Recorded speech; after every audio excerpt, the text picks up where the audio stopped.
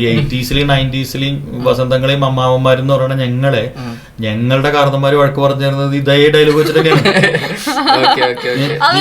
നടന്നിട്ടാണ് സ്കൂളിലേക്ക് പോയിരുന്നത്. ഞങ്ങള് ബസ്സിലാണ് പോയത്. ഞങ്ങള് നടന്നിട്ടാ സ്കൂളിലേക്ക് പോയിരുന്നു. അന്നൊക്കെ 4.5 ക്ലാസ്സേ ഉള്ളൂ. ഇതൊക്കെ ഞങ്ങളും കേട്ടിട്ടുണ്ട്. കല്ലും മുള്ളും നടന്ന വഴിയിലൂടെ എന്താ നിന്റെ വല്യച്ഛൻ ഉപയോഗിച്ച നിക്കറാണ് ഞാൻ ഇട്ടിരുന്നത്, എന്റെ നിക്കറാണ് അളിയൻ ഇട്ടിരുന്നത്, പുസ്തകങ്ങൾ അങ്ങനെയാണ് വന്നിരുന്നത്. ഇതൊക്കെ ഞങ്ങളും കേട്ടിട്ടുണ്ട്. It's part of the game.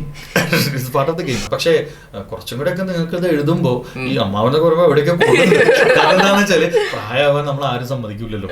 എനിക്ക് ഈ പ്രശ്നം ഉണ്ടാവാറുണ്ട്. ചില മാളിലൊക്കെ നടക്കുന്ന സമയത്ത് ചില പീക്കിരി പിള്ളേരൊക്കെ വന്നിട്ട് അങ്കിൾ ഒന്ന് മാറുക, നമ്മുടെ ഉള്ളിൽ ഇപ്പോഴും ആ പഴയ അല്ലെ ആ യങ് വൈബ് ഇങ്ങനെ നിൽക്കുവാണ്. ആ നേരത്ത് വന്നിട്ട് അങ്കിൾ ഇങ്ങോട്ട് മാറൂ എന്നൊക്കെ പറയണ നേരത്ത് നമ്മൾ അപ്പോഴാണ് നമ്മൾ 49 വയസ്സ് അങ്കിൾ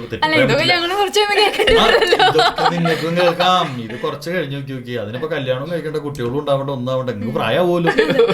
പ്രായമായി കഴിഞ്ഞാൽ നിങ്ങളും വഴി കൂടെ നടക്കുമ്പോൾ അങ്കിൾ ക്യാമറയുമായി എങ്ങോട്ട് പോകുന്നു എന്ന് ചോദിക്കാൻ ഒരു പിങ്കട് വരും.